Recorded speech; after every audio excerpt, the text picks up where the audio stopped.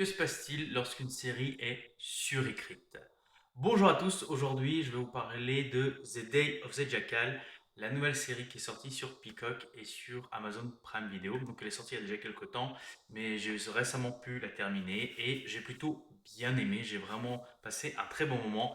C'est très bien rythmé, il y a des très bons acteurs, il y a évidemment Eddie Redmayne, donc le haut de l'affiche, on a déjà vu dans Les Animaux Fantastiques et dans d'autres superbes films.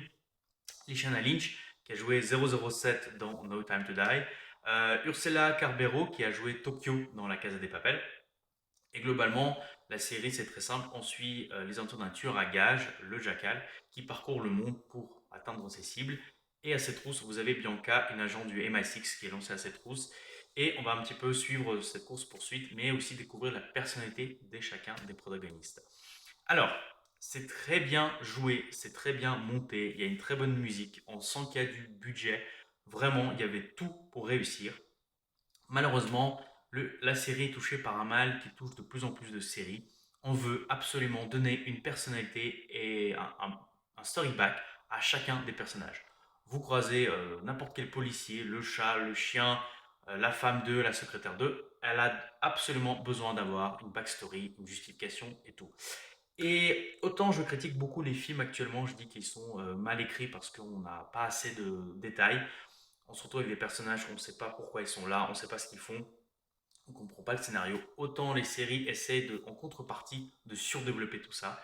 Et on se retrouve avec 50 arcs narratifs totalement inutiles. En fait, ce qui s'est passé, c'est que autant on aurait pu avoir seulement cette aventure, mais on passe notre temps un petit peu à être entrecoupé par ces petites relations qui mettent en avant entre le jackal, sa femme, la policière et son mari, sa fille, machin. Et le problème, c'est qu'on rate peut-être l'essentiel, à savoir que les deux personnages ne sont ni blancs ni noirs, ils sont quand même gris. Autant le jackal est clairement un connard en fait, parce qu'on le voit, il tue des innocents, vraiment des gens qui sont là par hasard, il les tue de son foi. Bianca n'hésite pas à mettre aussi un petit peu en danger les gens qui sont autour d'elle pour atteindre sa cible. Et en fait, là, on aurait pu exploiter on va dire, ces deux personnalités pour montrer qu'ils ne sont pas si différents l'un de l'autre. Et ben, on rate le coche à un petit peu trop essayer de passer de temps à s'intéresser à tout le monde. Donc voilà, dans l'ensemble, c'est une série que je recommande chaudement. J'ai passé un excellent moment. J'espère vraiment qu'il y aura une saison 2. Entre-temps, n'hésitez pas à liker, à commenter et à vous abonner. Et on se retrouve très bientôt pour d'autres critiques. Allez, ciao!